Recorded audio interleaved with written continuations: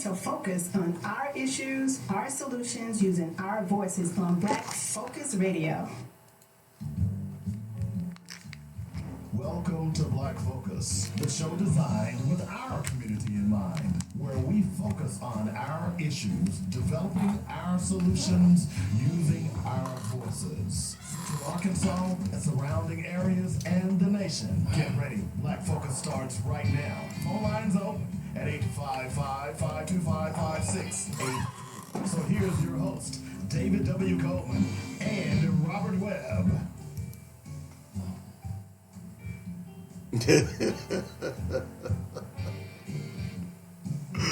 Oh, Lord. All right. I'm sorry. Welcome to Black Focus Radio, the Friday edition. Cliff May is not in the house, but he keeps me laughing. I'll explain. Cliff just sent me an instant message from Kroger, and I'm tripping. I really am. Welcome to the show. It's Black Focus Radio, our issues, our solutions, our voices. It's amazing how many folks want to benefit and make money off of black folk, but they don't want to treat black folk with respect. I'm just saying. We got a lot of stuff to talk about. Robert Webb is out today. Shout out to his aunt. He recently found out, and I just got word from him, that his aunt passed away. So certainly he and his family is in our prayers because that is a shock. No ifs, ands, or buts about it. So y'all make sure that you all offer up a prayer for our good buddy Robert Webb as he and his family go through a difficult time of transitioning one of their loved ones. So I wanted to get that out of the way before we even started the show. A lot of stuff to talk about. Keisha Cobb is in the house somewhere. She's wandering around somewhere. She'll be here in a moment. I see her bag. I saw her get up with her little computer in her hand. So that means that she's probably taking care of some business. So we'll talk to her here in a bit as well and see what's on her mind. We've got a lot of stuff to talk about. I will read you the tease, and then we'll jump into some black facts. And a lot of people have been enjoying. I mean, you will always enjoy the black facts, and that's part of why I do that. And again, as I've told you before, my biggest thrill is to do a black fact, and someone says, "I never knew that." So, and that happened yesterday about the kissing case. And if you don't know what the kissing case is, do yourself a favor, go out and look it up.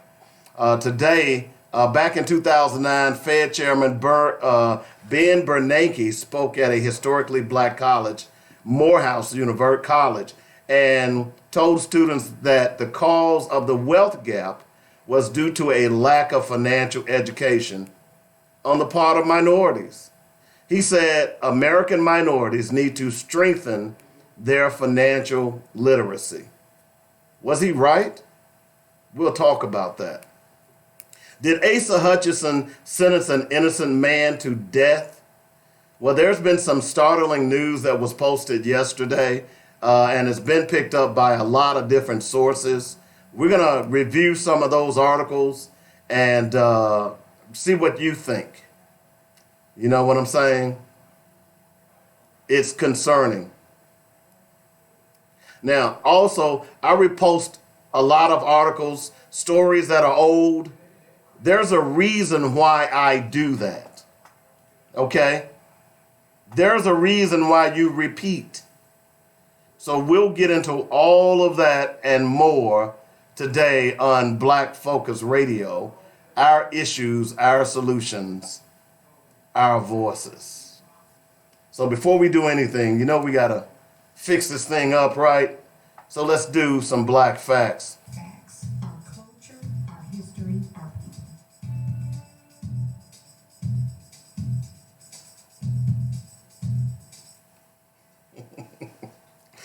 I was laughing at Geraldo Rivera. What happened to him? Geraldo Rivera is the typical person that when you sell your soul, this is where you end up. This is where you end up.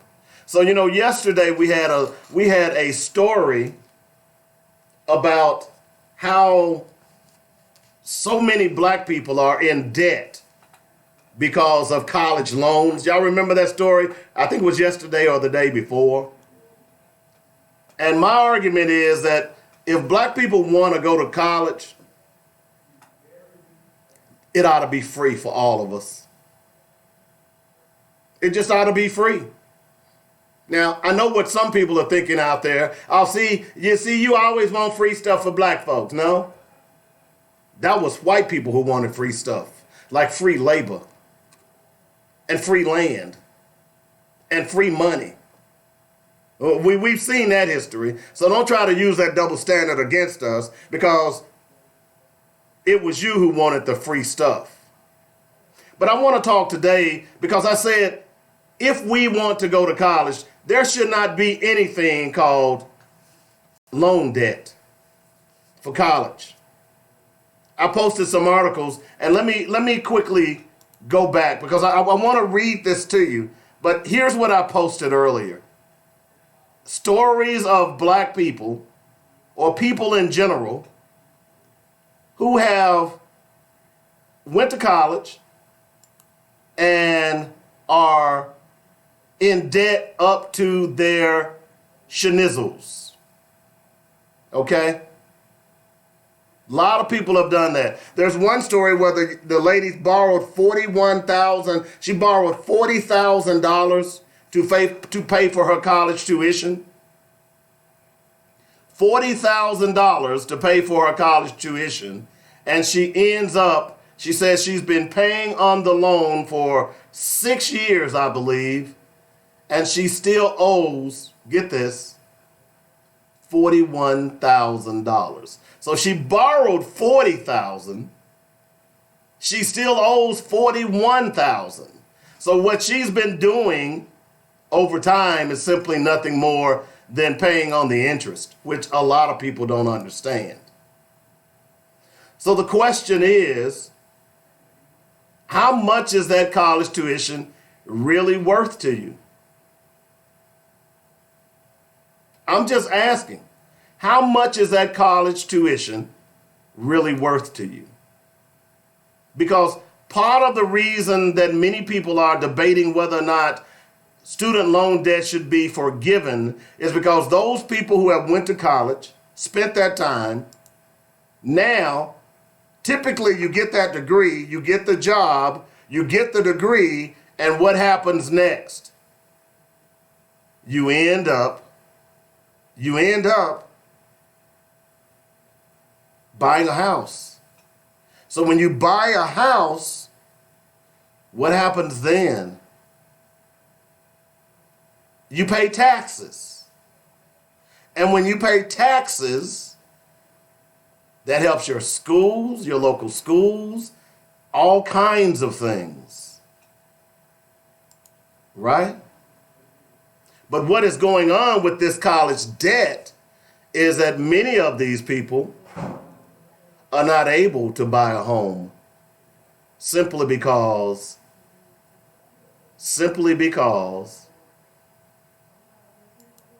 they're in too much debt. Okay? So here's the reason why, as I said earlier, and this is your black fact, history shows slavery helped build many U.S. colleges and universities. As more schools begin to confront their participation in slavery, they also consider how to make amends. Dozens of American colleges and universities are investigating their historic ties to the slave trade and debating how to atone. Profits from slavery and related industries helped fund some of the most prestigious schools in the Northeast, including Harvard, Columbia, Princeton, and Yale, and in many southern states, including the University of Virginia. Enslaved people built college campuses and served faculty and students. Today, a growing movement to confront the legacy is being spurred by student protests and campus leaders reacting to high-profile racial conflict that has recently beset the nation. The result has been historical investigations, university commissions, conferences, memorials at Georgetown, and a handful of descendants of enslaved people arriving as first-year students at the institution that owned their ancestors. The story of the American college is largely the story of the rise of the slave economy in the Atlantic world, says Stephen Wilder, a historian at MIT and author of Ebony and Ivy, Race, Slavery, and the Troubled History of America's Universities. Early benefactors who gave money to Brown and Harvard, for instance, made their fortunes running slave ships to Africa and milling cotton for plantations in the American South. Georgetown could afford to offer free tuition to its earliest students by virtue of unpaid labor of Jesuit-owned slaves on plantations in Maryland at the University of Virginia, founded and designed by Thomas Jefferson. Slaves cooked and cleaned for the sons of Southern gentry. Yale inherited a small slave plantation in Rhode Island that it used to fund its first graduate program and its first scholarships. It aggressively sought out opportunities to benefit from the slave economies of the New England and the broader Atlantic world. To date, there is no single accounting of how much money flowed from the slave economy into the coffers of American higher education. But Wilder says most American colleges founded before the Civil War relied on money derived from slavery. Let me say this again. Most American colleges founded before the Civil War relied on money derived from slavery. He suspects that many institutions are reluctant to examine this past. That's not a lot of upside for them. You know, these aren't great fundraising stories. Some people say that institutions must do more than make apologies and rename buildings. I say that as well. I'm sorry, that was my, y'all have to excuse me, every now and then I'll interject my commentary. I'm sorry about that.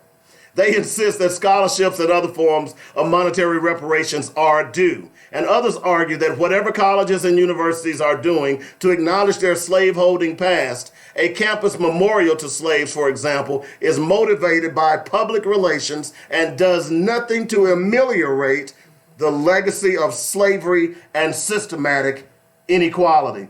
Brown University was the first to confront its ties to slavery in a major way. In 2003, Brown president Ruth Simmons appointed a commission to investigate. What better way to teach our students about ethical conduct than to show ourselves to be open to the truth and to tell the full story? At Harvard, a professor and his students investigated universities' past and found slavery hiding in plain sight. The University of Virginia in Charlottesville is naming buildings for enslaved people who work there, teaching high school students about how modern racial inequalities are rooted in slaveholding past. Georgetown is creating an institute to study slavery and has apologized to the families of enslaved people it sold. Simmons says the recent rise in racial conflicts in the United States is a reprise of past wrongs that went unresolved. She says colleges can promote reconciliation by thoroughly examining their past. We don't have to fight about it. We don't have to be angry about it, Simmons said, but we have to come to terms with it. What follows are stories of 3 universities investigating their ties to slavery and grappling with how to make amends for history. One was Harvard. The other one was the University of Massachusetts. Obviously, we talked about Brown and Georgetown. And I won't read all of these stories, but this article is on my wall. Please go out. And of course, the University of Virginia. Because as I've told you over and over again, everything that this country was built on the backs of black people. Not part, not some, everything. Let me say that again. Everything. Did I say everything? Everything. America would not be America if it wasn't for the free labor and the death and destruction that it caused to black people. And as I say often, as much as I can, that you are a damn fool if you don't believe that black people deserve reparations. Apologies will not matter. Apologies won't work for me. The only thing I want is my damn check. And that's my black fact for today.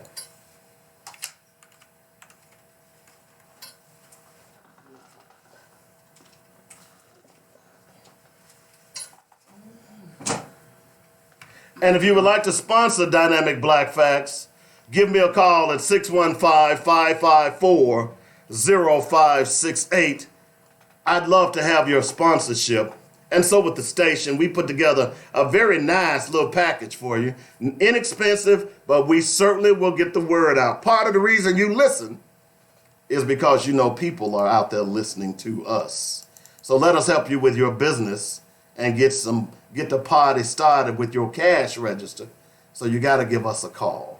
Let me welcome to the show Miss Keisha Cobb. Hey, Miss Keisha. Hello, everyone, and to yourself. How are you doing today? I am great. How are you? I'm doing fine. How was your week? It was amazing. It was amazing. Mm-hmm. Are your weeks amazing? Now they are. I'm so excited about it. Do you feel like sharing? No. Okay. I won't ask. Let's just say business is going really good. Well, that's good to hear. There's no doubt about that. Robert Webb is out today, as I said at the beginning of the show. Robert had an aunt to pass last night. So you all lift up Robert in your prayers and your salutations and all of those things to help him get through this tough time. So Robert said, well, I'm gonna go check with the family, and then if I can get free, I'll come in. I said, man, what's wrong with you? Go take care of your family. Yeah. Okay. So he won't be in today, but we've got a lot of stuff to talk about. And since you are a financial type person, this show today will be right up your alley. Perfect. Okay. So one of the things that I talked about early on is the Ben Bernanke. Now, well, let me do this first, because Cliff messing with me. So, I know some of y'all only celebrate Black History Month in February. I'm sad for you. I'm sad for you. Why? Because, see, I celebrate Black history every day. Every waking minute that I'm alive, I celebrate blackness. I'm not ashamed of it. So if your mental midget mind has been controlled to the point that you can only celebrate Black history in February, I'm sad for you. But the reason I'm bringing this up because Cliff, who's not here today, Hey, Cliff. but he is listening on Instagram. By the way, you can hit us up on YouTube and Facebook. And don't forget to download the app as well, joinetradio.com. Or just go to your app store and look for joinetradio.com. And if you miss any part of the show any day, we started uploading shows as far back as October. So any show as far back as, I believe, October 12th, you can go out to the podcast and listen to it. Okay? And if you ain't too stuck up, leave $1 or $2 for a donation. All right? I'm just saying. All right? But Cliff sent me this picture from Kroger's. And I'm like, I'm about to block Cliff. Because Cliff will send me stuff at 3 o'clock in the morning. And like a dummy, a lot of times I'm up. I'm like, what is Cliff sending me now? Okay. So he sends me a end cap from Kroger's. And You don't know what an end cap is? I do. I'm trying to figure out why. Okay. He sends me an end cap from Kroger's. And those of you who don't know what an end cap is, when you go to the store and you have product at the end of the aisle, Right. you know, the aisle may be facing east, but the end cap is facing north. That's the end cap. Okay? They usually put what do they call them? Promotional items. Promotional items or impulse items. Yes. That's what the industry calls them, impulse items, okay? So he sends me this picture of this end cap with some rags, okay? And I'm trying to, and Keisha, you might need to come over and look at these. Some rags? Because I was saying now, and they have the price of $3.99 on them. So I'm trying to, wait a minute, what is Cliff sending me, right? Okay, all right. So then I decide that I would look closely and what they really are, because down in the bottom right-hand corner for $2.39, there's apparently a banner that says, "I am Black History." So these rags are supposed to, I guess, represent kente cloth. Oh, they have a design on them. And they are $3.99. Now, I'm not telling you this for you to rush out to Kroger's and buy some kente cloth, okay? Because if you need to buy some kente cloth, you need to go down there on Asher to the brother who's selling authentic African stuff, or go to Yo Store up on Wright Avenue to the brothers that's selling authentic African stuff. Don't be suckered by Kroger's, who simply wants to make $1 off of Black history. Okay? We all do that. Here's Cliff. But Kroger's Black History merchandise is next to the fruit juice. Cliff, I'm going to block you, man. You about that much. You know, you about. Let's see. He also says Target selling Black History Month merchandise too. Man, do me a favor, y'all. Don't buy your Black History merchandise from box stores like Kroger's, Walmart, Dollar General, Family Dollar. Man, there are plenty of black people who are selling black merchandise right here in Little Rock or wherever you are. If you're in Memphis, I know you guys listen from Memphis. Plenty of black folks in Memphis selling black merchandise. Nashville, Los Angeles. Man, all you got to do is go down on Crenshaw. Plenty of black folk selling. Don't go to Kroger's and pay $3.99 for some fake ass kente cloth. Please. Look, if I see you with one of these fake kente cloth rags on your head, I'm not going to say nothing. But my look going to tell you that I need to take this off. Okay? Cliff, I'm sorry, I don't know where you can find White History Month merchandise. I can create some. Keisha says she can create some for you. Stop harassing me, Cliff, okay? I'm trying to do a show. I mean, it can be like a white t-shirt with a hood on it. It's just kind of pointed, really long. And you can, take it off and put it on, and it'll be so nice. You know what? If I made those, I bet I could just make millions from that alone. Putting it on the internet. Oh, God. Can you imagine people really buying it? Yeah, I could imagine. Hey, let's go to Keisha Cobb's website. She got some KKK merchandise on there. And then she got it in different sizes too. Yeah. Yeah, weird doggy. That's right. Oh, God. That is ridiculous, but But I just thought I'd throw that out there because they did put it beside the fruit juice. Like that makes a difference. we drink fruit juice a lot. Was it red? No, it's juicy juice. That's fake juice. Yep, it's red. That's fake juice. They don't care about that. I always hated juicy juice. I know. They kind of forced you to drink it when you were little. No, I didn't. Yeah, it was everywhere. No, Mama didn't make us drink this stuff. So anyway, so I'm just saying, I just thought I'd throw that out there for you all's edification, that please don't go to Kroger and buy Black History merchandise. And for one other thing, That's ridiculous that you have to tell us that. I'm just because somebody gonna walk up in Kroger's and The fact that say it's even there. that's what I'm saying. It's an insult. It is. It really is because it's clearly you're trying to make money off of Black History Month. Okay. Now the problem with me is that I celebrate Black History every day. Okay. So, you know, when I want to go, like I need to buy some shea butter.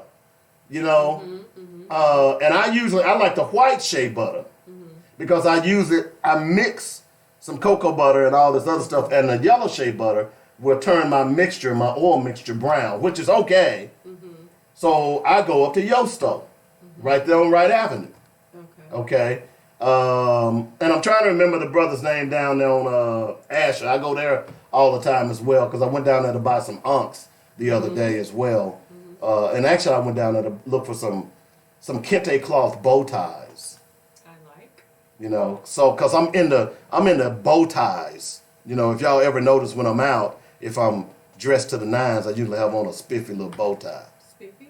You know, so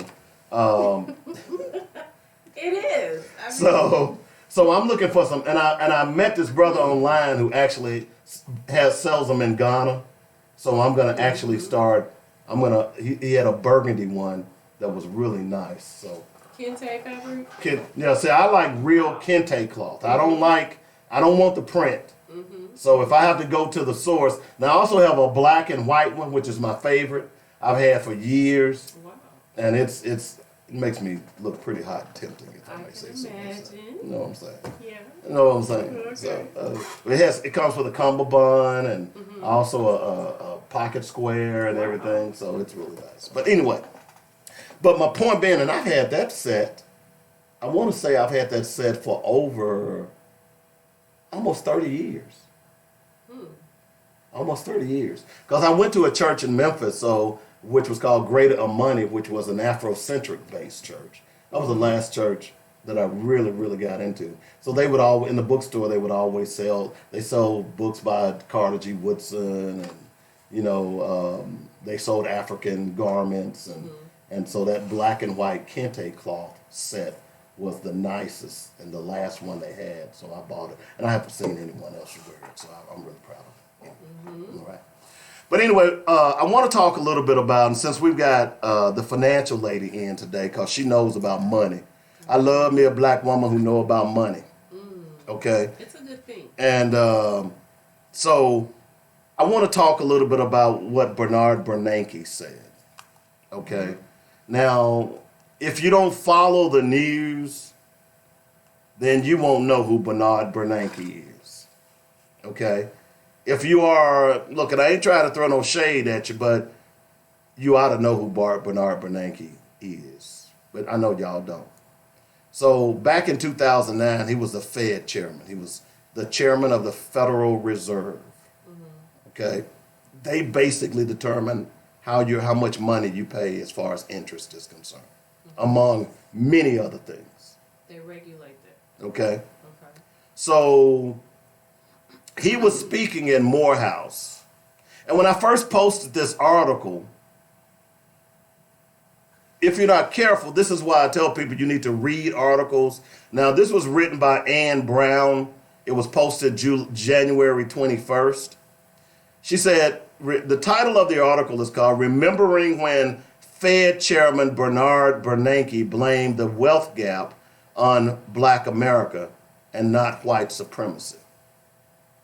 And when I saw that headline, I'm like, whoa, wait a minute.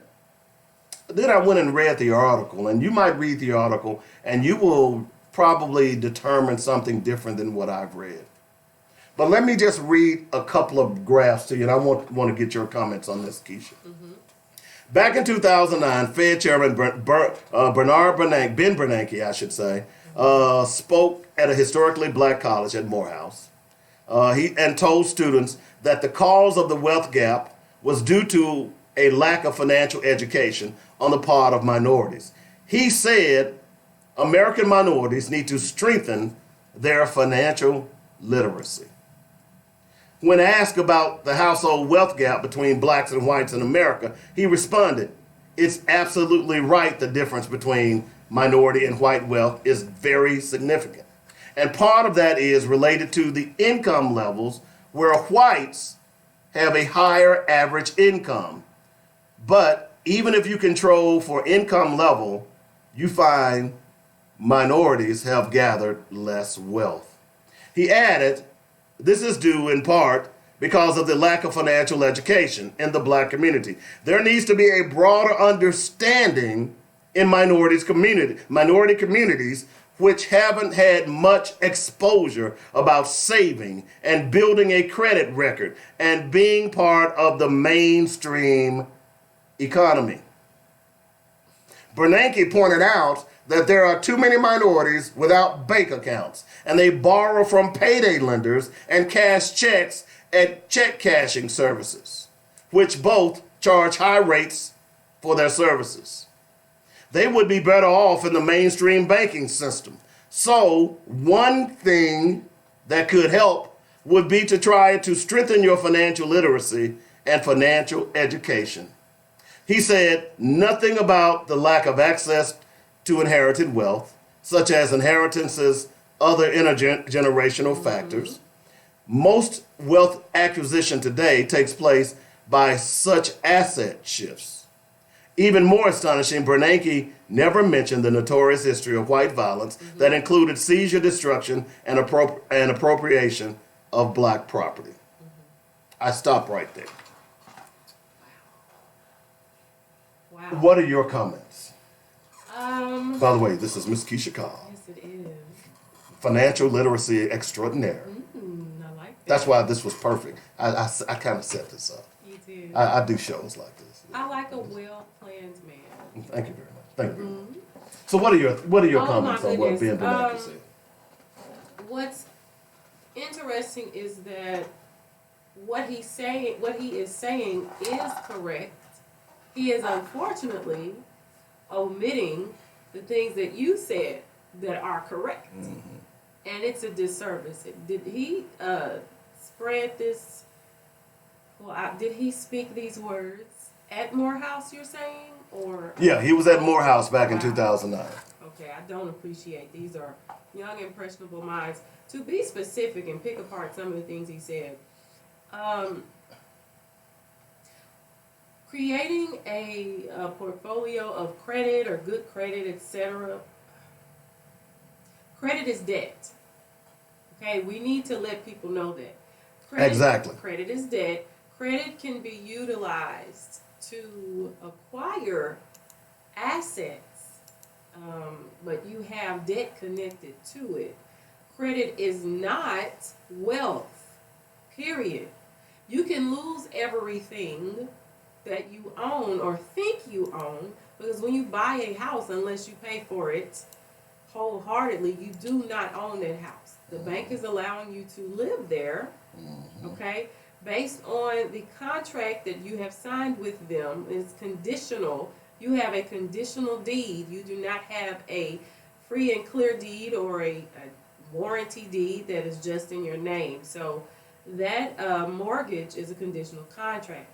And so, I mean, this reminds me, yesterday I was telling my son, he's 23.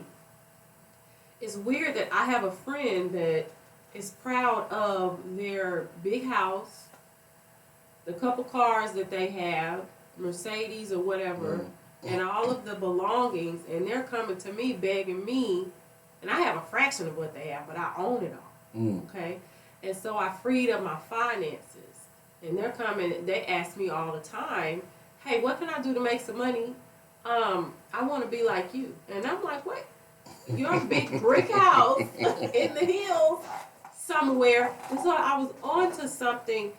If I were speaking to those young men, this is what I would tell them, okay? Because getting a bank account, by the way, my goddad is an old bank examiner. He doesn't keep his money in banks. Ooh. And he is not the only one. I will find that there's a very popular motivational speaker who makes millionaires. He's a billionaire, and he just said the same thing. He didn't even know my goddad. He was like, how much money you got in the bank? Someone said $1 million. He said, take it out. It's not making any money. I'd rather you buy an apartment complex that's paying you. He has no life insurance policies, this billionaire. Yeah, most rich people don't. Thank you. He said, guess what my life insurance policy is? I got 7,000 apartment complexes, but one of them is my life insurance policy. It's going to pay me and my family forever. You see what I'm saying? So if I were speaking to those young men, I would tell them, become industrious. One, become industrious. Because you get out of the mindset of being a consumer. He's preparing them to be a consumer.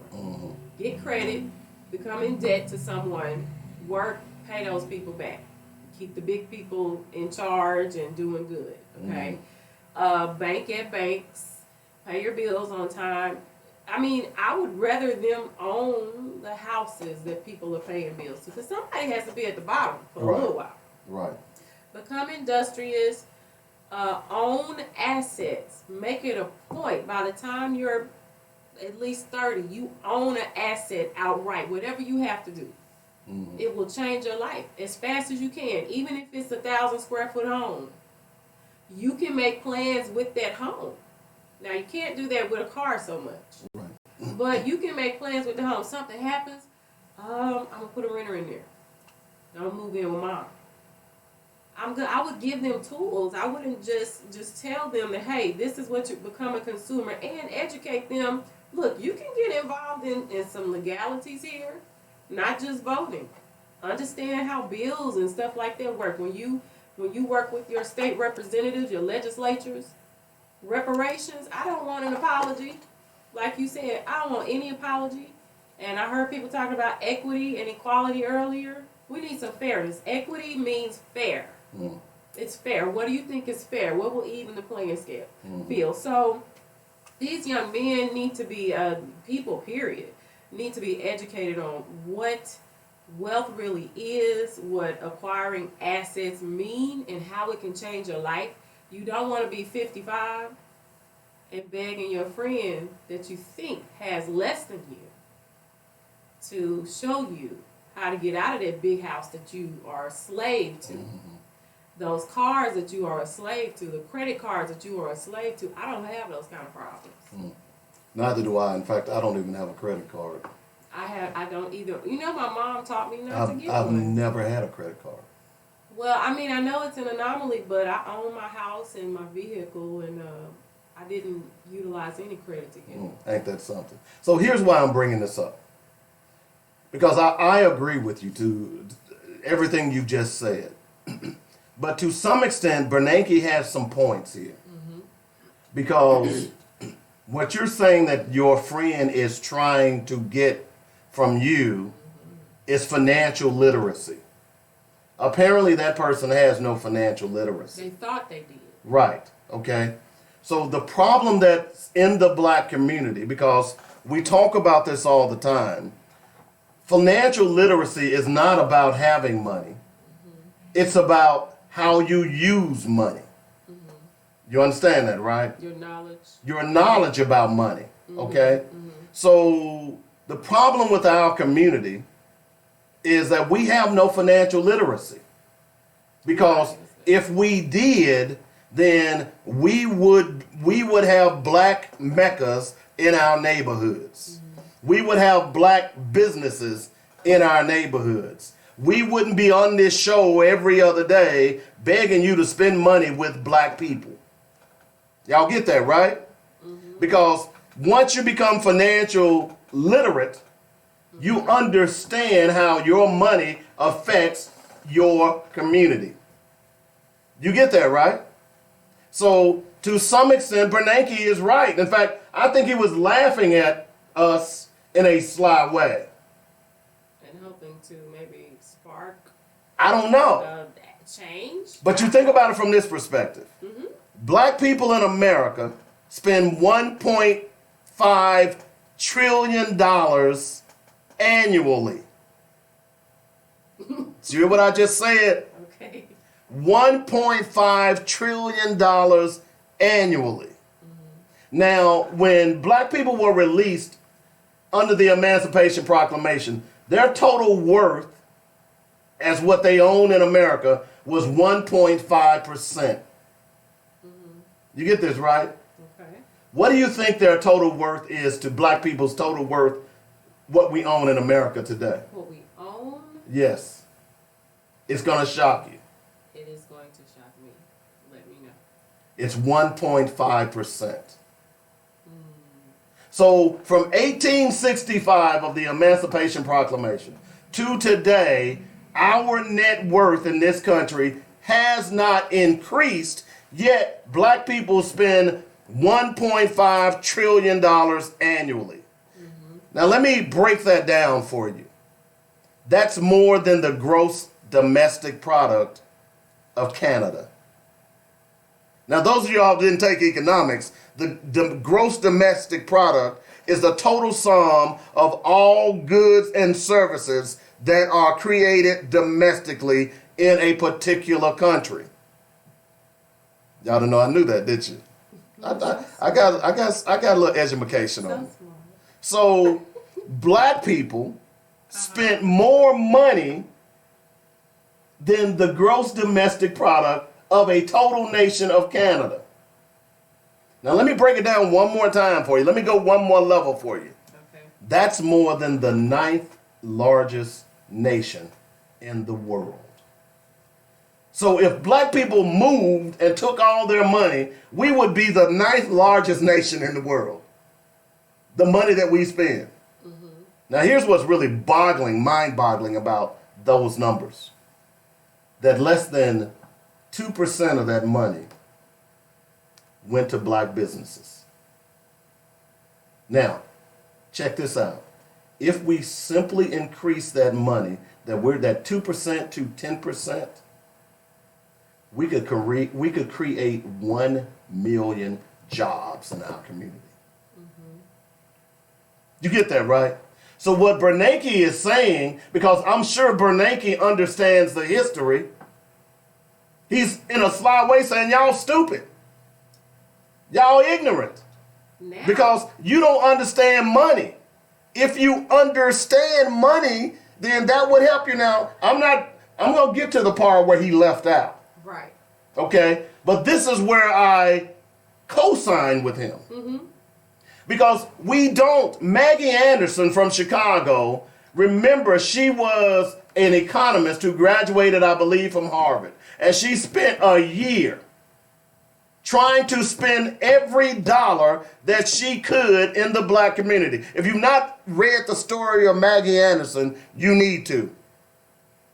She even helped create black businesses. But frustratingly enough to her, she and her husband, by the way, her husband is black. I just need to throw that out there too. Okay. And y'all understand that. Yeah, y'all understand that shade later on. It'll hit you. Okay. The point what Maggie Anderson was trying to prove is that we have to start supporting one another if we are going to be successful. You cannot tell me about you want to support a politician, a black politician, if you can't buy that black politician. Now, what do I mean by that? That means that you're donating money to their campaigns. Because if you don't donate money to their campaigns, guess who does? White folks. So when they get into office, they do the white man's bidding and not your bidding. And then you get mad at them and start calling them all kinds of names. Right. Not understanding that, hey, they got to support the people that put money in their pockets. Does that make sense? Naturally, they would. Right. So what Bernanke is saying is that y'all some dummies. Y'all not even, and what fascinates me, and I'm not trying to hate on anyone's hustle, because I think you made an excellent point, Keish. Okay. It's okay if I call you Keish? Yes. No, I like Keish. I do too. Oh, okay. Is that credit is not money. And if you look at this country, everywhere you look, they're trying to get you credit. They're trying to get you in debt. Yes. Okay? They're doing that on purpose. And they start you in college. Well, the first thing they do, as soon as you sign in, you got them little credit companies. Hey, you get a $500 credit card. That's right, yeah. You get a $500 credit card. And before you know it, you done signed up for like 10 $500 credit cards. You $5,000 in debt and you're a freshman in college and ain't got now damn job. Not now. Oh, right. They got you. They got you. This thing about student debt. They got you.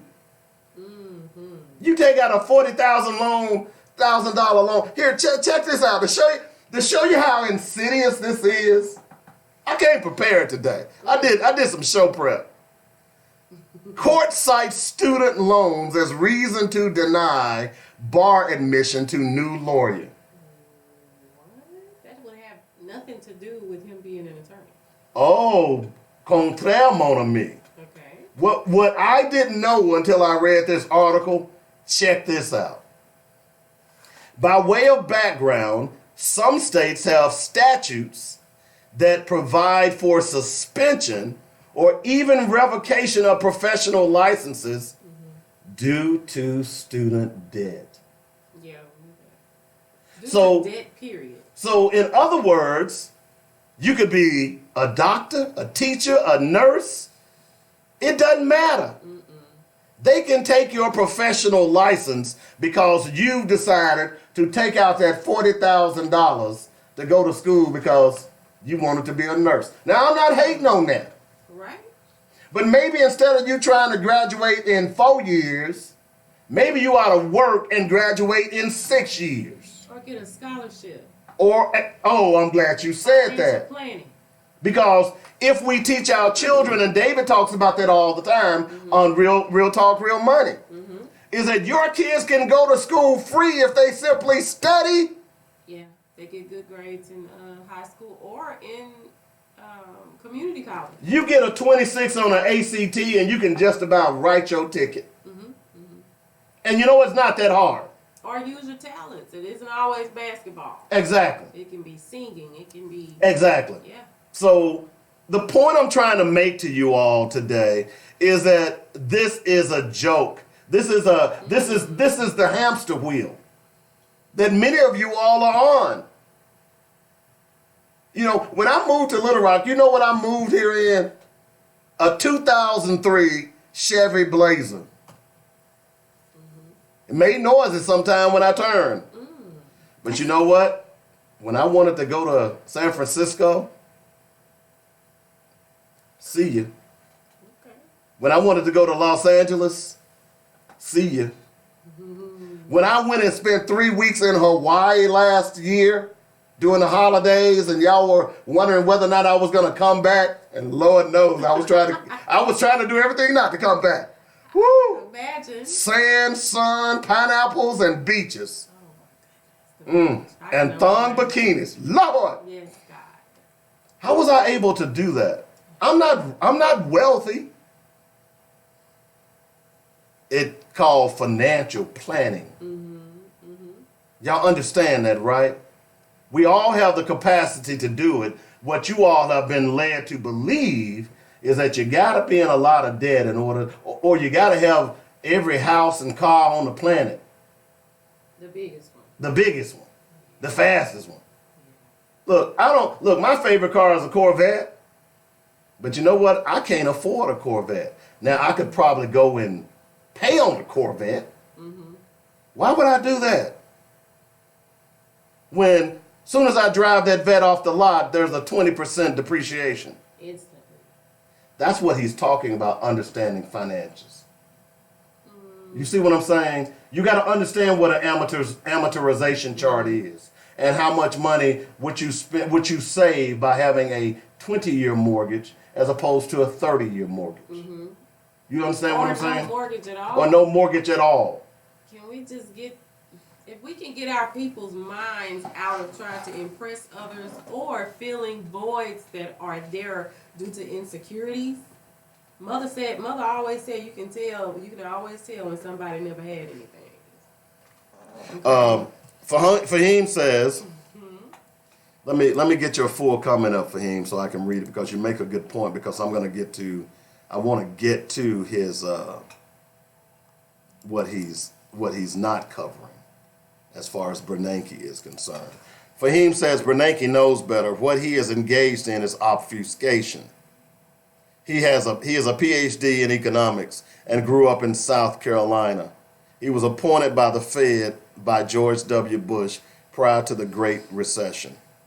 So what Fahim is saying is Bernanke, and you know, it's funny you say that. Full of it. Exactly, because see, I was planning, I didn't have time, but I was going to go and look up Bernanke's background because I want to get to the other part of what he's not saying. Okay, let's get it.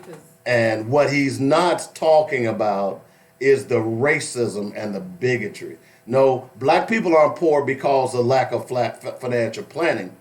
They're poor because of bigotry and racism in this country. And lack of opportunity. Right. To say that. For Exactly. Generation. So let me give you an example. You didn't hear the show. I don't know if you heard the show yesterday. But to give you a classic example, how black people are treated when it comes to money. We talked about the story yesterday, those of you who all listened, about the brother who had just sued the city of Detroit, a company in Detroit, and got a nice tidy sum. Okay? He went to the bank to deposit his settlement check. The bank called the police on him. Let me say again. The bank called the police on him. Okay, I know who the police is. Okay? Y'all may not know who the police is, but y'all know who the police is, right? The bank calls the police on him and says that check was fraudulent. Now, here is a man who had been banking at this bank for 2 years. Grown man. Grown man. Okay. And because he comes with a very large sum, they immediately say it's a fraud. Call the police on it. The police even backed the bank up and lied to the man and said, hey, look, the reason that they called the police is because when they ran the check through their machine, it was flagged as fraud. Later on in the story, you know, they'll send these banks these checks through these machines and they can go out. Later on in the story, the man decided that he would take the bank after he was let go. He took the check to another bank and the check went right through. So my point being in that part of the story is that the police even lied to him. Because if it was flagged as fraud at one bank, because they all use the same computer systems, it would have been flagged as fraud at the other bank as well. So this is one of the examples of how banks treat you or black people. Now, he said he closed his account and immediately opened another account somewhere else. My question was, well, did you open it at a black bank? If you're going to use a bank, did you open it at a black bank? And me, myself, when I get checks drawn from other banks, I don't take it to my bank anyway. I go to your bank.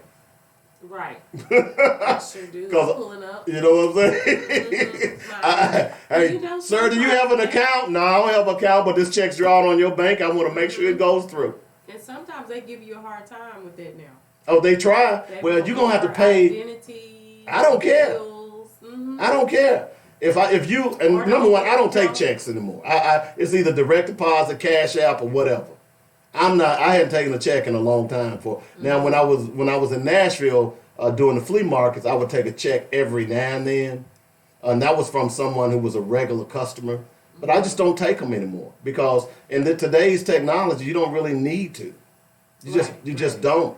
You know, there are plenty of ways you can pay me other than just writing me a check. I was behind someone in Kroger the other day, and she was an old white woman writing a check.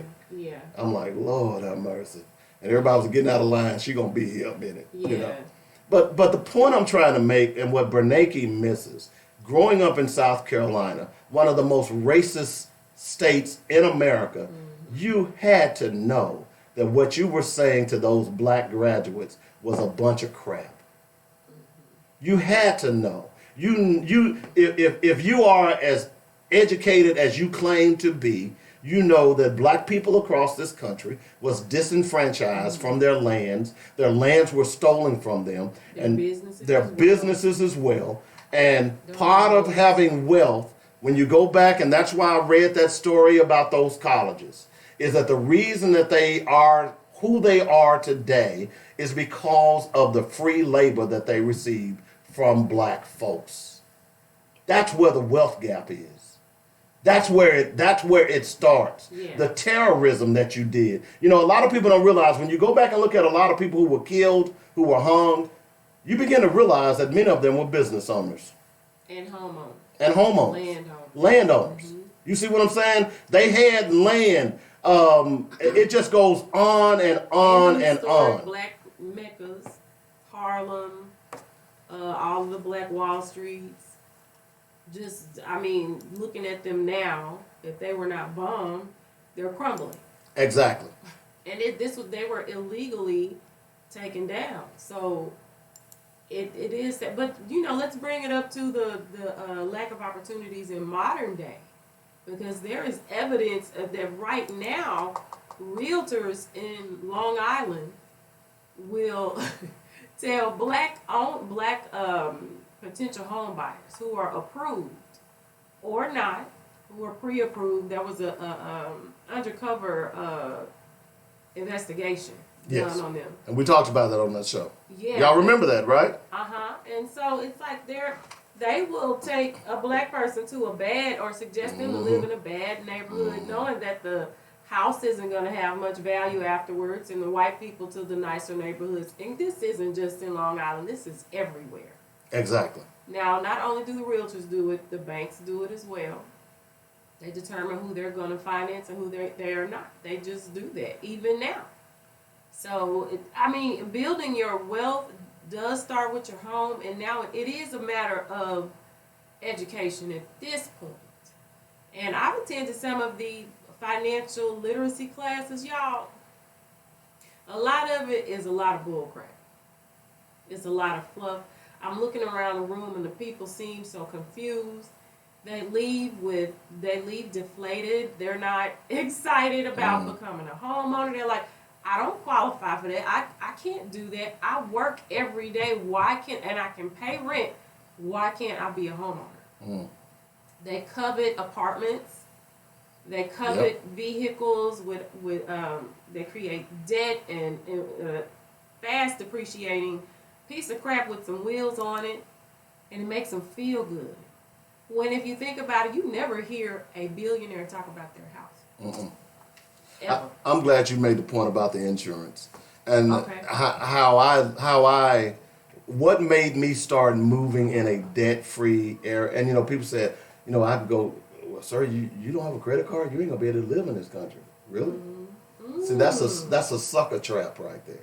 Well, you know what? That's a sucker trap. More than anything else, a man that thinks about being debt free or is debt free, I'm like, what? Right. It makes all the sense. Dave Ramsey. I don't know if you're familiar with him, but Dave Ramsey. When I moved, I started. You know, I've been a talk radio when I first got in this business. I've always listened to talk radio. Yes. Yes. And you learn a lot of stuff on talk radio. A lot of what I know was taught or I learned on talk radio. I'm going to be honest with you. So Dave Ramsey, and I forgot, he and another guy, Dave Ramsey talks about how he has lost $1 million and gotten it back. Now, how does a man lose $1 million who is it ain't like he's an athlete and he gets it back? That told me something. This guy knows something.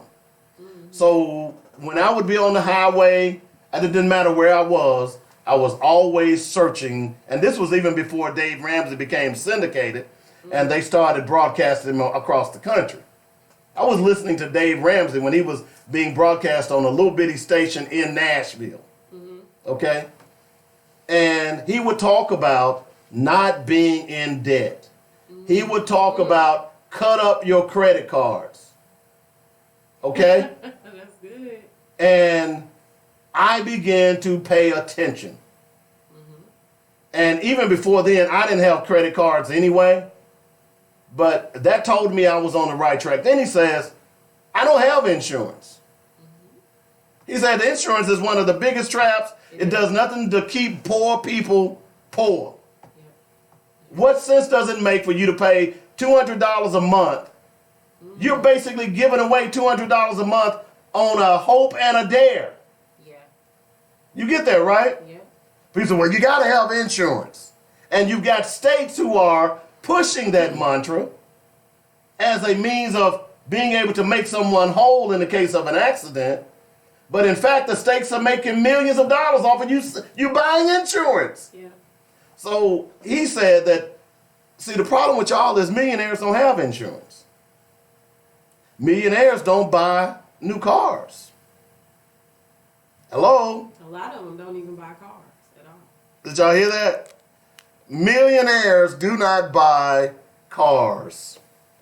And if they do buy them, they're used cars. The depreciation has already happened. Because as I said, anytime you buy a car, when you drive it off the lot, it depreciates 20%. So in other words, you might as well, if you got $100, just throw $20 out the window. Right. That's what you're doing. So becoming, and here's the other thing that's bothering me. We're going to take a break. We're going to continue this conversation. But here's the other thing that's bothering me. A lot of people talking about these FICO scores, man. A lot of people making money off of these FICO scores.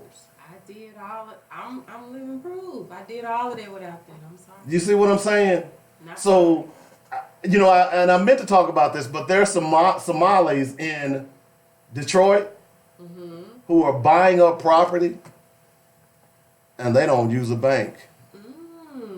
Hello? I like it. That's what I'm talking about, becoming financially literate. Did you hear me say I like it? You see what I'm saying? I like it. That makes sense. Is that you can use the system to benefit you. Yeah. You just have to understand how the system works. And know what to do. And know what to do. So I ain't hating on y'all who are trying to get all this credit. Y'all selling free Right. credit, get your credit up. Okay, that's fine. But what you're really preparing people to do is get right back in debt. Yeah. I'm just being real with you. I ain't hating on you. Do what you do, bro. We're going to take a break. We'll be back in a moment. Y'all see why I like Keisha? I love me a smart black woman. Chocolate. Chocolate black woman. Yeah. Yeah. All right, we'll be back in a moment. You listen to Black Focus Radio. Our issues, our solutions, our voices on joynetradio.com. I think I was watching Dr. Boyce Watkins, and he was talking about these three sisters who were bragging about the fact that they were going, each one of them was going to get about $6,000 back from income taxes. Now that's another argument altogether, because my thing is, if I get back $3, I'm happy, because that means I've utilized my money that entire year to the best of its ability.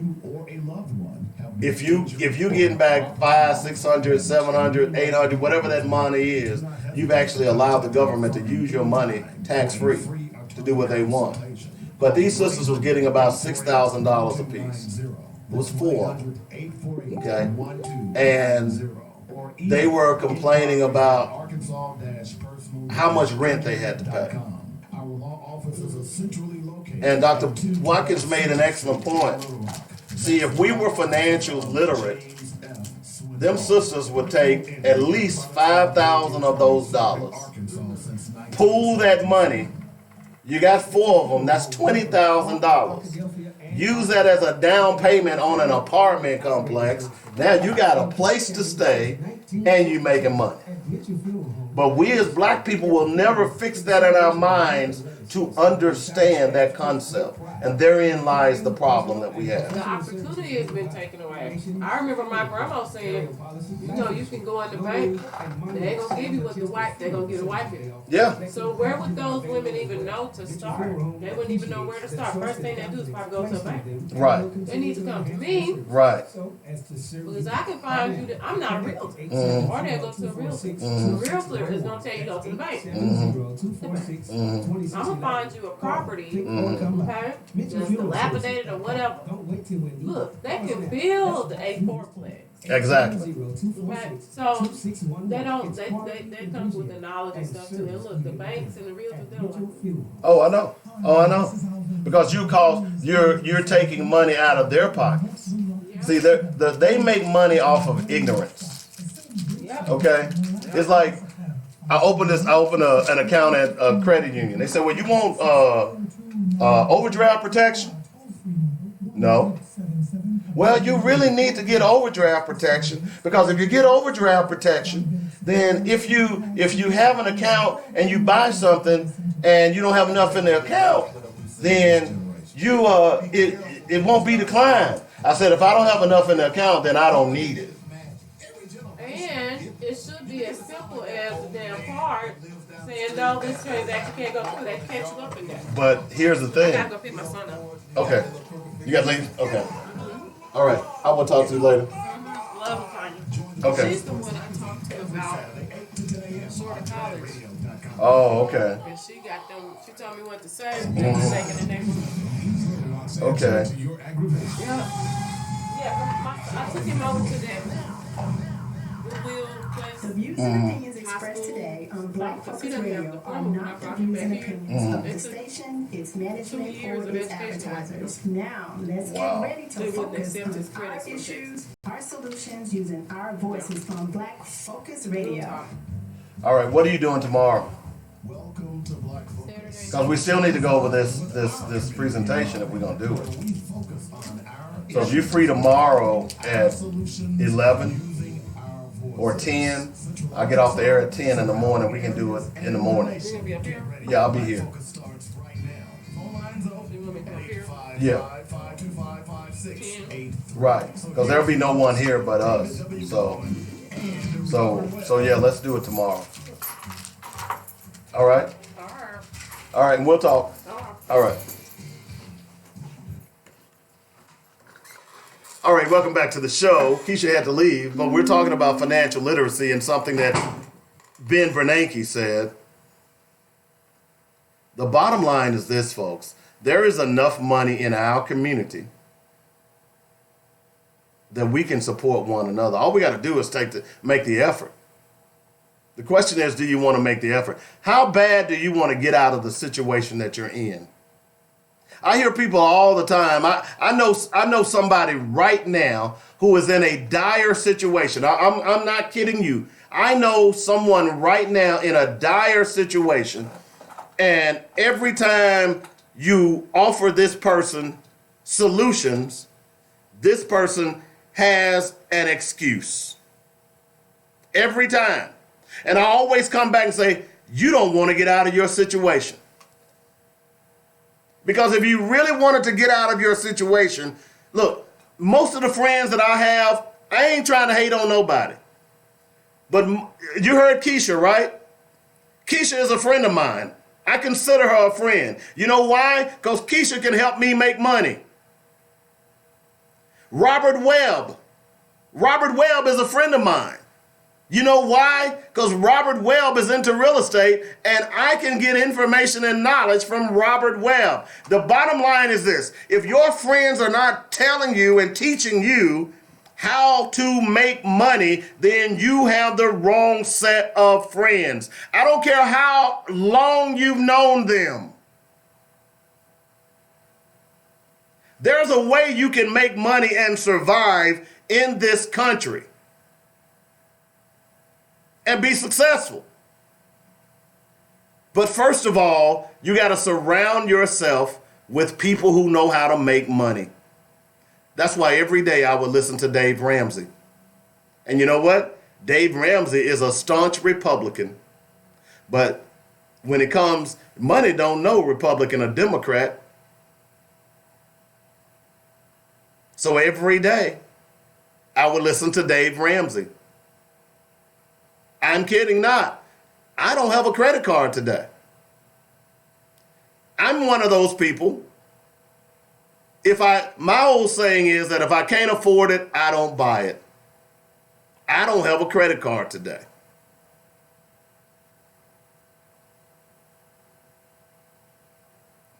We've got to become financial literate. Even if, let's say for instance, What happens if tomorrow they say, okay, you know what? We're going to give y'all reparations. We tired of y'all mouths. We're going to give y'all reparations. We're going to give each and every one of you $50,000. And I'm curious to find out what's going on in Sacramento right now. Because Kevin Johnson, you all may not know him, but Kevin Johnson used to play for the Phoenix Suns. He's a former basketball player. He has handles out of this world. He was elected mayor of Sacramento, I believe. He's given $1,000, I want to say a month. And I'll tell you what, over the weekend, I'm going to look this up and give you more details of certain people at a certain income level. Now, if you're not teaching these people financial literacy, how to use that $1,000, then it's going to go down the toilet. But if we begin to understand how to use our dollars, how to use our community to benefit us, then we can not only become wealthy as an individual, but our entire neighborhoods and communities will become wealthier. But you know what the problem is with us? Is that we too busy hating on one another. How you get that? You grew up the same neighborhood I grew up in. You don't deserve that. I sit here right now at a black station. And of all these, there's a reason why you don't hear me. I'll have politicians on every now and then to talk about specific issues. But someone asked, well, why don't you have so-and-so on your show?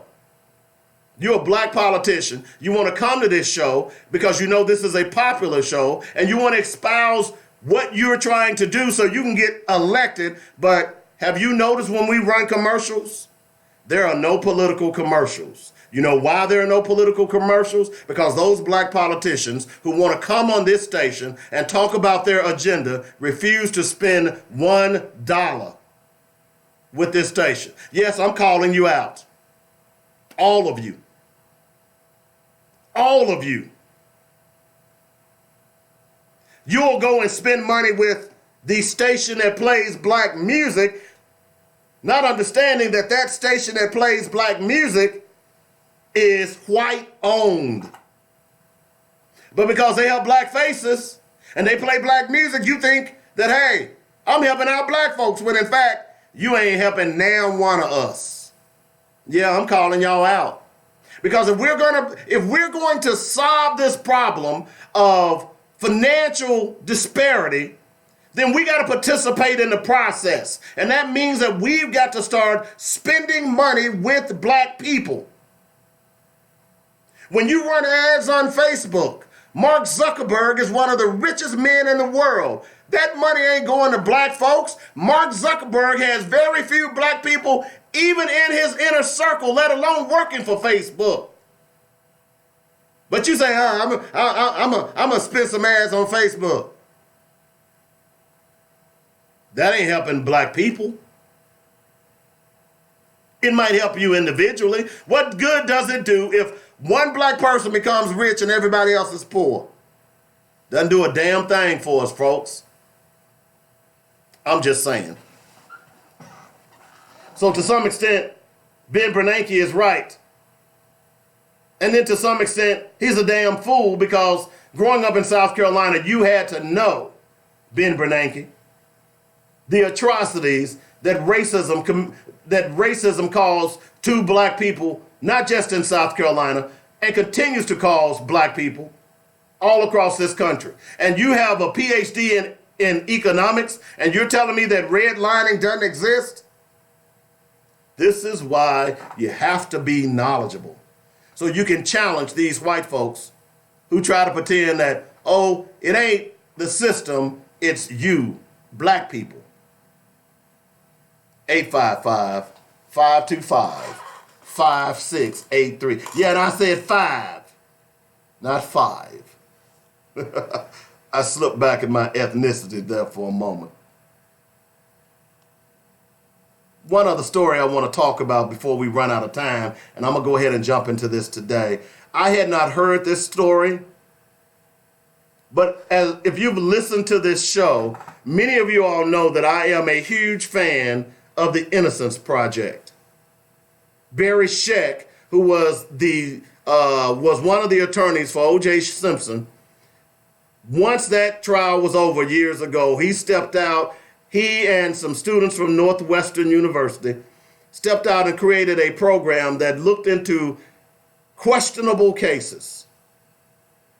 And if you go out to their website, it will show you how many cases have been resolved due to the Innocence Project and how many men and women have been exonerated due to their efforts. In other words, men going to jail simply because they can't afford an attorney. We talked a little bit about Rick Perry in Texas. So when he was running for president the first time, white folks always want to pretend like they tough on crime. No, they ain't tough on crime. They tough on black folks.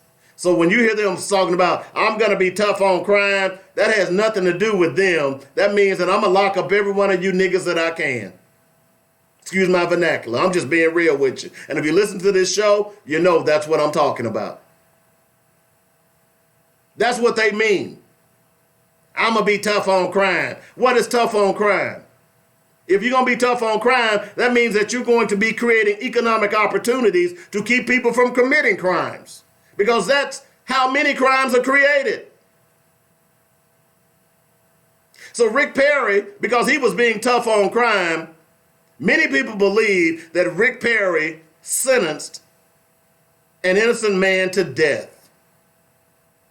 See, here's why I don't agree with the death penalty. And I'm not trying to have a death penalty argument with you. But if every person that gets sentenced to death has the same capacity for representation, I'd have no problem with it. If you are going to say that you want to be able to put someone to death for a crime that he or she has committed, then you should be making sure that the resources are available, that every nook and cranny can be examined before you take a person's life. If it takes you 25 years to put someone to death, then certainly within those 25 years, you can assign credible attorneys, credible investigators to make sure that the evidence that you've used to convict a human being and put him to death is solid.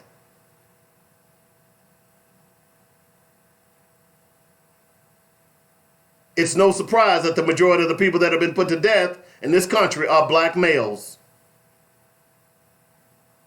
Black people.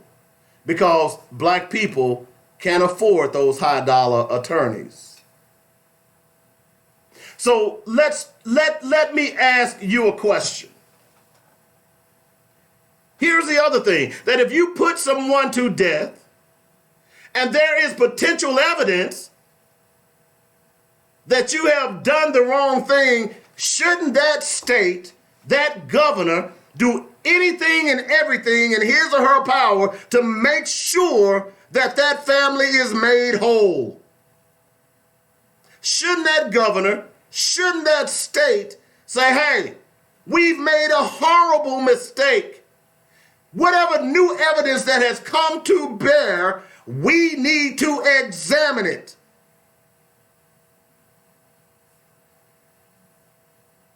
That brings me to the case of Leadell Lee. Leadell Lee. Let me just read this to you. Lee's family wants officials in Jacksonville, Arkansas to turn over evidence that was used to convict and sentence him to death. The family says that evidence could posthumously exonerate him. The state of Arkansas most likely executed an innocent man in 2017. By the way, remember Asa Hutchinson when I read this story. According to a complaint filed today by his sister, Patricia Young, she is seeking forensic testing on evidence that was used to convict her brother, Ladell Lee, and sentence him to death. She is requesting that officials in Jacksonville, Arkansas, turn over that evidence, which she says will exonerate him. Lee, who in 1995 was convicted of the 1993 murder of his neighbor, Deborah Reese, maintained his innocence until his death. Though no physical evidence connected him to the crime, and alibi witnesses testified that Lee could not have killed Reese, Arkansas executed him on April 20th, 2017. His was the first of 4 executions the state carried out in a week as it scrambled to use its lethal injection drugs before their approaching expiration date. Y'all remember that, right? So you all remember that the person that made the drugs that they were using, the manufacturer said these drugs were not designed to kill people. So those manufacturers sued a lot of states and said, you can no longer use our drugs. We will no longer sell them to you. Those drugs expire after a certain period of time. So Arkansas and Asa Hutchinson was so gung-ho on showing white constituents that I'm tough on crime, we're going to put folks to death before the drugs expire because we won't be able to get any more. Y'all remember that? So they put Ladell Lee to death. Remember when that occurred? I believe that the test results will show that my brother was executed for no reason, Young said. We just want to clear his name, and we don't want his name to go in vain.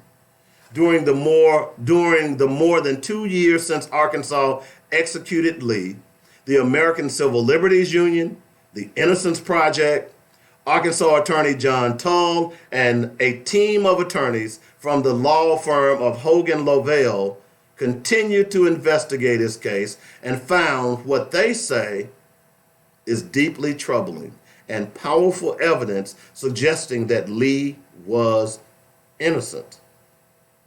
This includes statements from the forensic experts who have reviewed the evidence and found that the opinions testified to during trial were flawed and overstated. None of these claims were investigated before. However, due to the poor representation Lee was provided within the nearly quarter century between being charged and executed, today's complaint says, under Arkansas law enforcement is required to permanently retain all evidence in cases that result in conviction for violent offenses. The evidence in Lee's case, which qualifies as a public record, is in possession of the Jacksonville Police Department.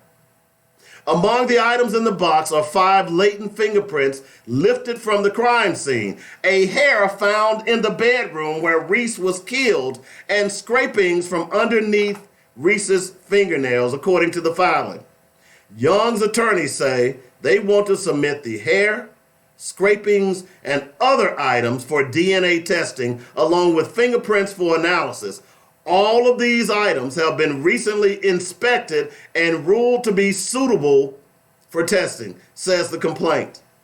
Once analyzed, the results would be entered into databases. Young's attorneys hope they would produce a match that could help them determine who killed Reese.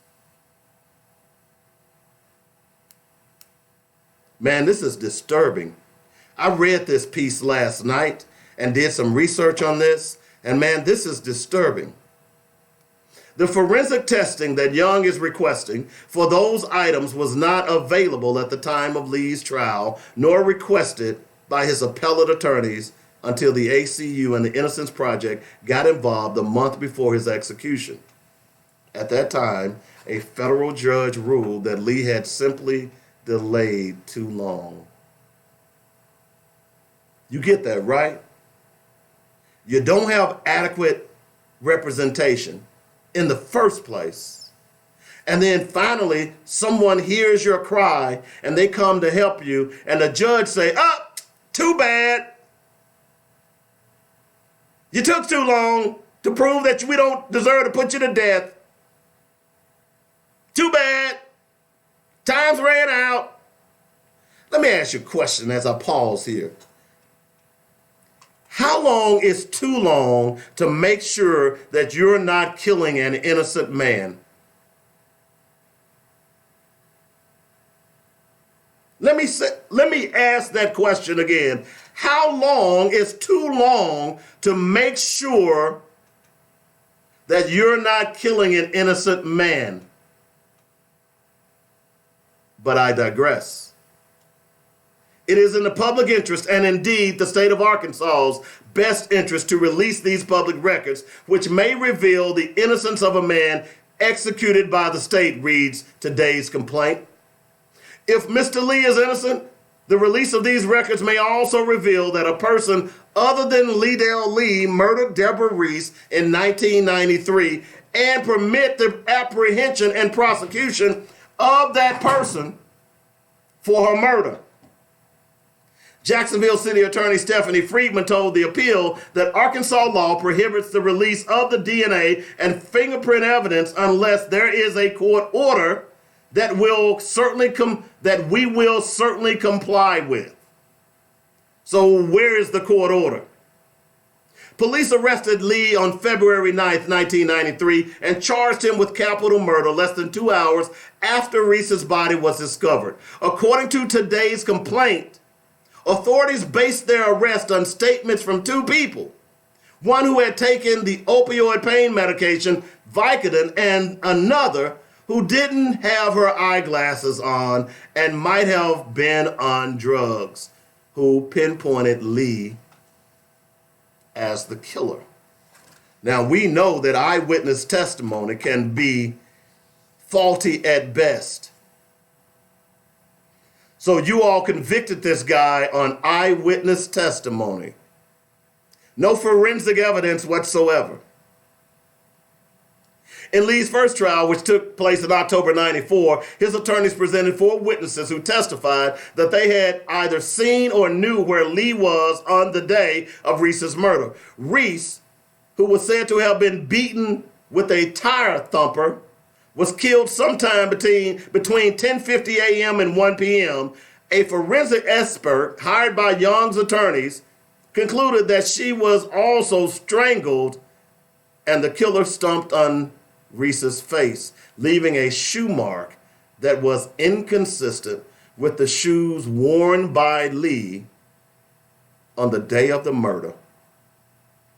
Jurors were unable to reach a verdict, and the judge declared a mistrial. Following the trial, one of Lee's court-appointed attorneys told him that he thought the jury should have convicted him on Reese's murder, according to the complaint. Now, wait a minute. Your attorney comes to you and says that he thinks you should have been convicted. He was court-appointed, by the way. So does that suggest that he didn't do a good job on the case and prepping for the case in the first place? Lee asked for new representation, but the judge refused, despite then Arkansas Attorney General Winston Bryan arguing that Lee would be unable to obtain a fair trial. In compromise, the judge appointed another attorney to Lee's defense team. So he kept the same defense team, one of the attorneys who believed that Lee was guilty,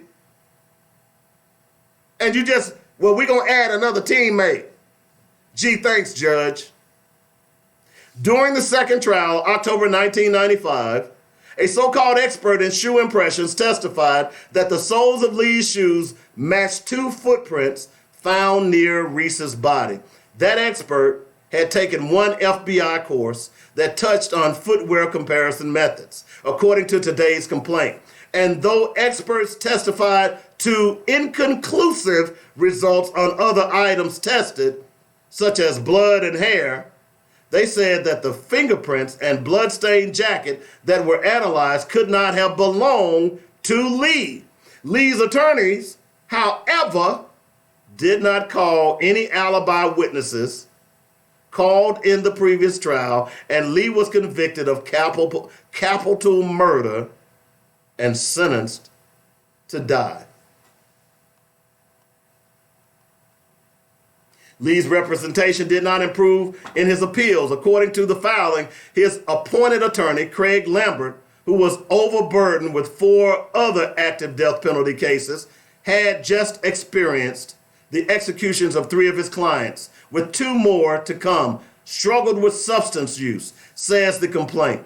Lambert said he was unable to hire an effective investigator, which he partly attributed it to inadequate funding, did not conduct important interviews, and could not competently represent Lee during his appellate hearings. I recognize the investigation into Liddell's Lee innocence was not adequate, and he deserved far better than the representation I was able to provide him back then, wrote Lambert in a supporting affidavit filed with today's complaint. Since February 2018, Young has been working to win testing of the crime scene evidence. Her attorneys were permitted to inspect and take photographs of the evidence in October 2018, requested that the items be submitted for testing.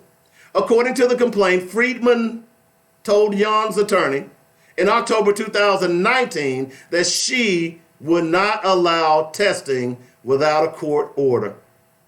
Now that Young has filed a complaint, a judge is required to hold a hearing on the petition within 7 days. Results on request of post-execution DNA testing is mixed. In 2010, the Texas Observer and the Innocence Project won testing of a piece of hair found at a crime scene that prosecutors said belonged to Claude Jones, who was executed in Texas in 2000. Testing confirmed that the hair, the only physical evidence connecting Jones to the crime, was not his. But because it matched the victim, not an alternate suspect, the results did not clear Jones. Governor Mark Warner of Virginia announced in 2006 that new DNA testing confirmed that Roger Coleman was guilty of a crime the state had executed him for in 1992. In Tennessee, the daughter of Sedley Alley has been fighting to allow DNA testing she says will show her father, who was executed in 2006, was innocent. A Memphis judge denied that petition in November, but her lawyers are planning to appeal the decision. Why would a judge deny that information? If you want people to believe in our justice system, should you exhaust all avenues to make sure that a person is innocent? Since the beginning of modern death penalty era, 167 people sentenced to die have been exonerated. Of those, 20 were freed using DNA testing. Let me read that to you again. Since the beginning of the modern death penalty era, 167 people sentenced to die have been exonerated. What that says is that 167 people were convicted and sentenced to die by what they claim is a jury of your peers, and the jury was wrong. Here's why you should not be supporting the death penalty. Of those 20, DNA testing was used to free them. Ask if the testing would show that Lee was innocent. Cassandra Stubbs, the director of the ACLU Capital Punishment Project, who joined Lee's defense team in the month before his execution, told the appeal, "I think there are very good reasons to think that. I think there are really serious doubts about whether he committed this crime." Young, in an interview with the appeal, recounted a conversation she had with Lee before he was arrested. She was pregnant at the time, and Lee, who she said always tried to help people, was offering her advice on her pregnancy. Since then, Young and her family, including her aging parents, have struggled to explain how he ended up on death row. The testing, she said, offers a chance at a long-awaited vindication. We're just really praying that we can get this DNA testing done to show and prove to people of Arkansas that they wrongfully executed my brother. It's like the prosecutor wanted Reese's family to have closure by murdering my brother. So what kind of closure can we have for us? Wow.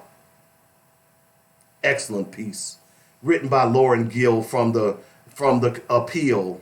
The name of the article is The Appeal. You can go out to appeal.org and get that article. But for some reason, this article has been popping up on many different fronts. The Innocence Project, you can go out to their website. It's there. I saw it 4 or 5 different times yesterday on different websites. I need to ask you a question. Should it not be important? Should it not be important that your state, if you live in a state that is putting people to death, should it not be important that your state exhaust all efforts? They go beyond the call of duty to make sure that if I'm going to put an individual to death, if I'm going to try and play God and take a man's life, then I'm going to make sure that I exhaust all efforts. If there is any doubt, then we need to examine that evidence. The state of Arkansas refuses to do that.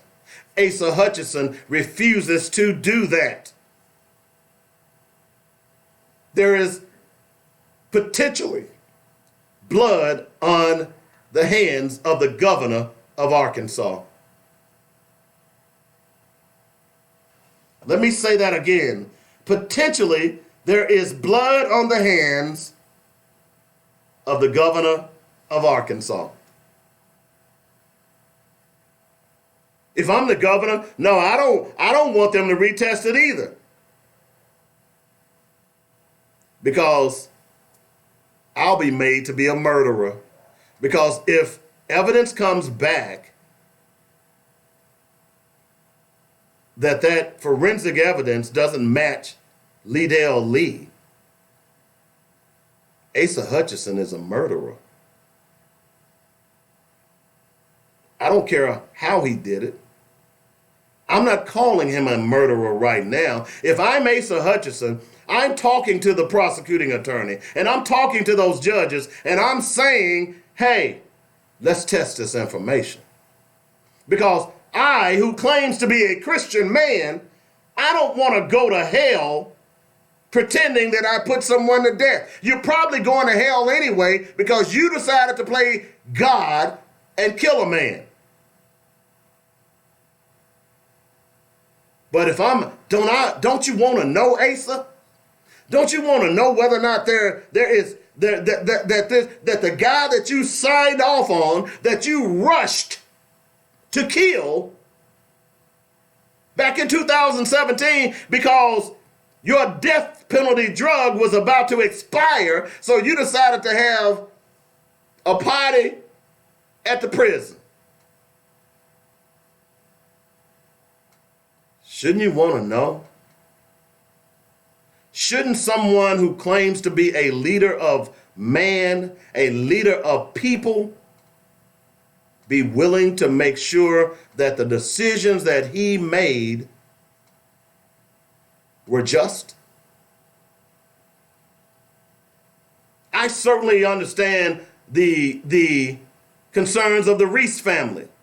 We had a loved one that was murdered. But if you're the Reese family, don't you want to make sure that the right person that was murdered, that did the killing, actually was put to death? If I'm the Reese family, I join with the Liddell Lee's family.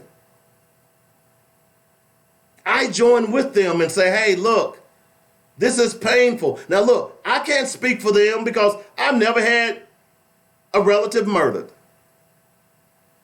On the other hand, I've never had a relative to murder someone. So I can't get into all the machinations of how the Reese family feels and the Young family feels. The only argument that I'm making here today is really an anti-death penalty argument, because it is clear that Mr. Lee did not have proper representation. And how this country can hold their nose and put people to death because they had a public defender, and then when new evidence comes to bear and you say, oh, it was too bad, it took you too long to bring that new evidence to us. What kind of country do we live in?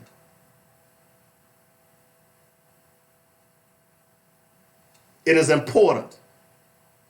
This is an important case for all of us.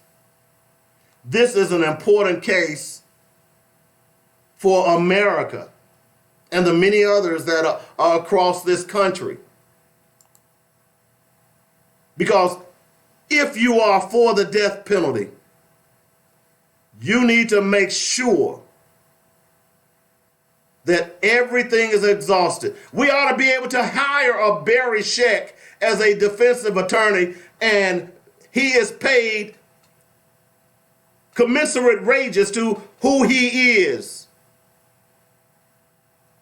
When you are talking about putting someone to death, a public defender ain't good enough. I'm channeling Fall from Grace. And not because of the movie, but think about all of you who saw that movie. Think about that young lady who was the public attorney. She was a public defender for that woman. Think about how poorly represented that woman was. That woman who was accused of that crime. Think about how unprepared that public defender was to even represent that lady in that movie. That is not a joke. You heard me read that when he got the appeal that the death penalty cases of his attorney, he already had 4. And all 4 of his defendants had been put to death. That's kind of like going and buying a used car.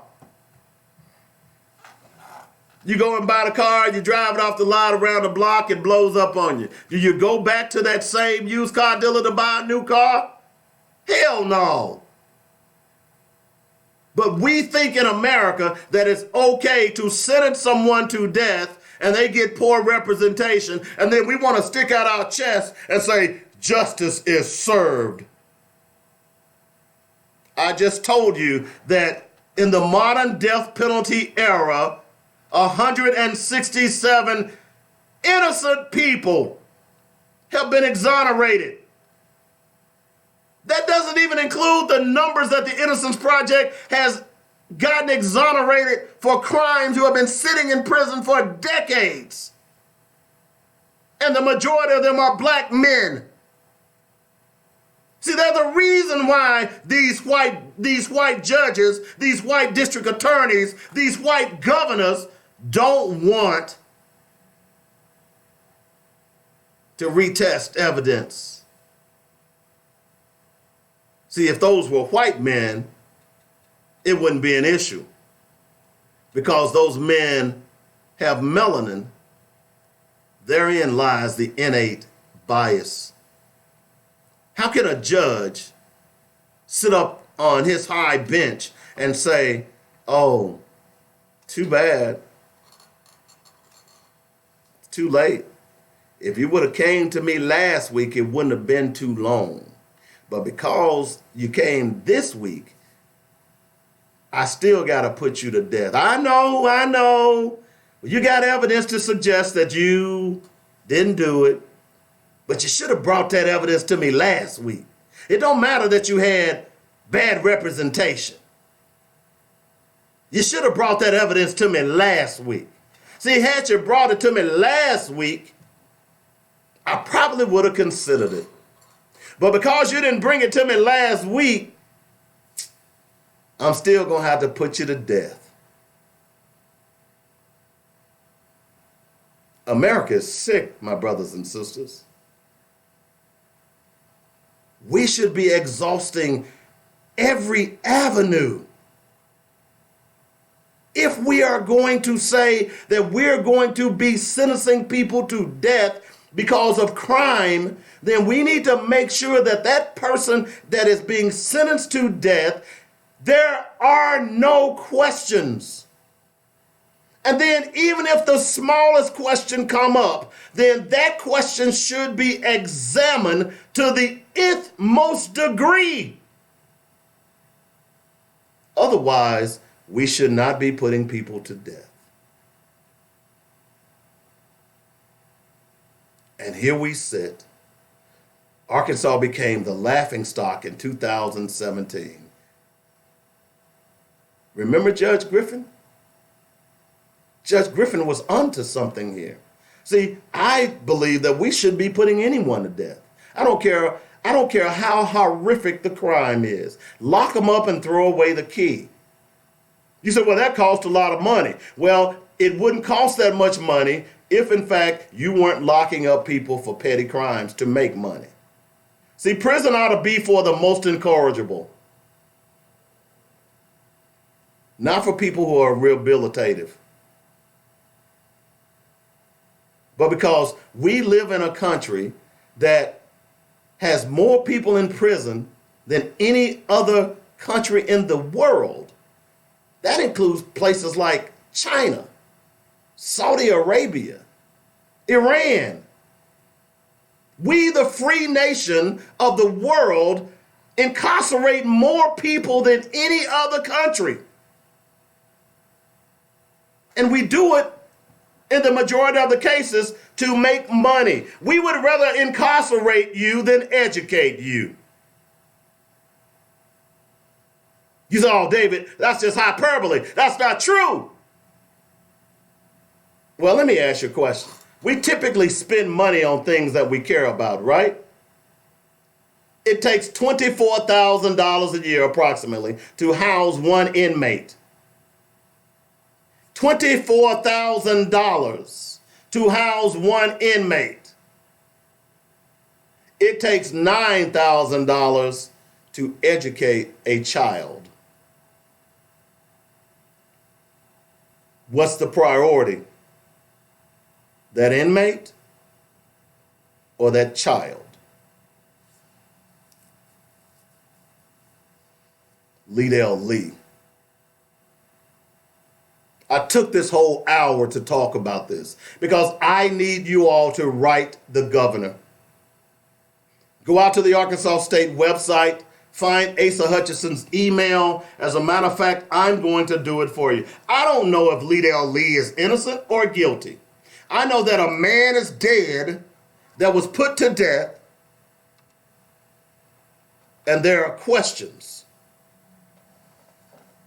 about whether or not he was innocent. There are questions whether or not he was innocent. Here is Asa Hutchinson's Twitter account, at Asa Hutchinson. That's ASAHUTCHINSON. Let me repeat that. ASAHUTCHINSON. This man calls himself a Christian. How can you be a Christian if you are putting people to death that don't belong on death row? How can you be a Christian if you tell me that you're not God, but you're acting as God and sentencing people to death? How can you be a Christian if you put people to death because you were afraid that your death penalty drug was going to expire? So you weren't concerned about due process. You were concerned about your expiration date and your political career. You see, I've told you all for a long time now that Asa Hutchinson is a charlatan.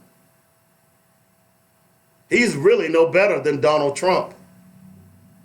He will tell you anything to garner your vote. He will say anything to make you feel like that he cares about you. But then when you look deep into his policies, you begin to get a clear understanding of who and what Asa Hutchinson stands for. And it certainly isn't for the poor, the black, and the downtrodden.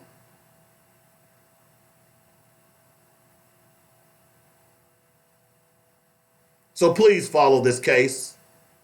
No matter where you are in this country, no matter where you're listening to my voice, I need you, and I'm going to keep you updated. In fact, if I can, I don't know if any of the attorneys will talk to me, but we will begin to seek to get them on the show. This is an important case. This is an important case. There are two questions here. Was Lidell Lee innocent? And did Asa Hutchinson put an innocent man to death? We all should want to know as Arkansans. We all should want to know if you claim to be Christian. We all should want to know if you live in a state that propagates the death penalty. Because number one, you should not be putting people to death unless you are absolutely sure. There should be no stone unturned to make sure that the person that you're going to put to death for a crime that he or she committed, there should be no stone unturned to make sure that this person did the deed. I don't care if Uncle Bobby up in Blytheville, Arkansas said, I know he didn't do it. Somebody ought to be up in Blytheville, Arkansas, interviewing Uncle Bobby and comparing his evidence. And then if he presents some evidence that you have not heard, then that evidence should be exhausted. Putting a man to death and you're not even sure.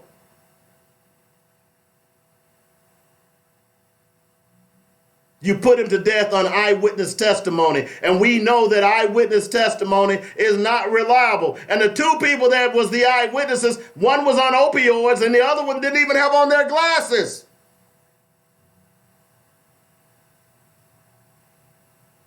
Did Asa Hutchinson put an innocent man to death? Every Arkansan needs to be asking that question.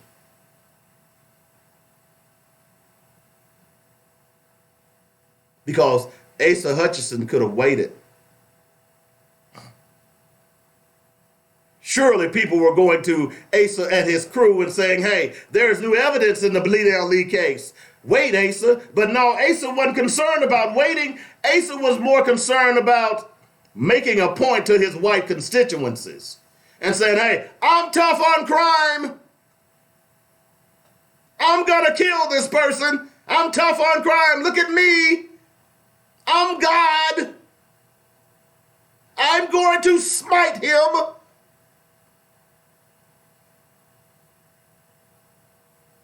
If I'm Asa Hutchinson, I'm concerned. If I'm Asa Hutchinson, I should want to know the truth. Because if you don't want to know the truth, Asa Hutchinson, then that means that anytime you utter the word God, I'm hoping that lightning strikes your ass. You see, Asa, I know people like you. I know silver-tongued devils who speak good and make people feel good, and then behind their back, you're toilet papering their homes.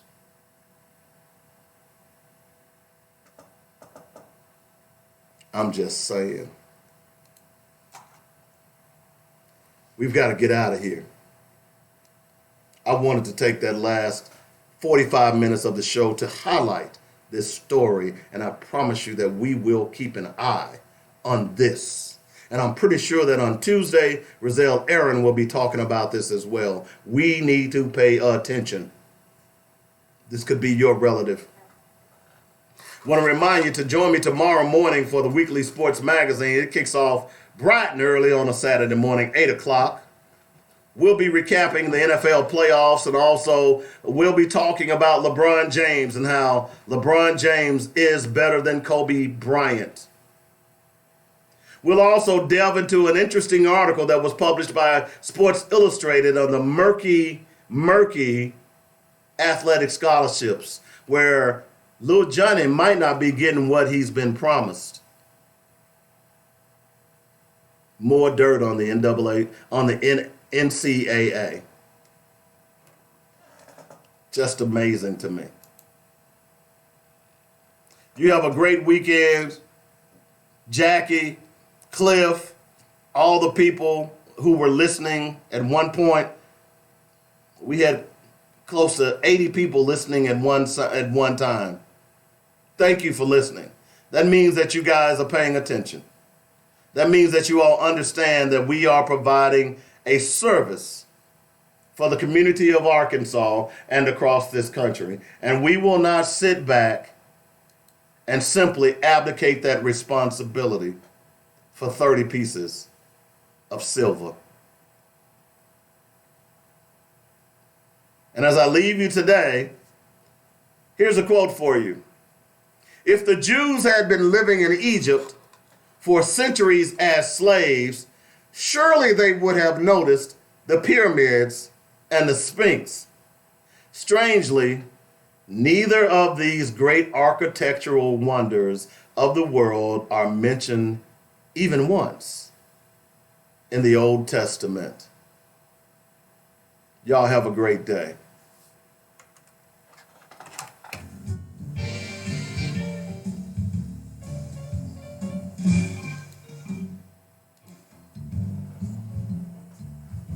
You've been listening to Black Focus, where we discuss our issues with our solutions and our voices. Join us every weekday afternoon at 1 p.m. on JoinetRadio.com.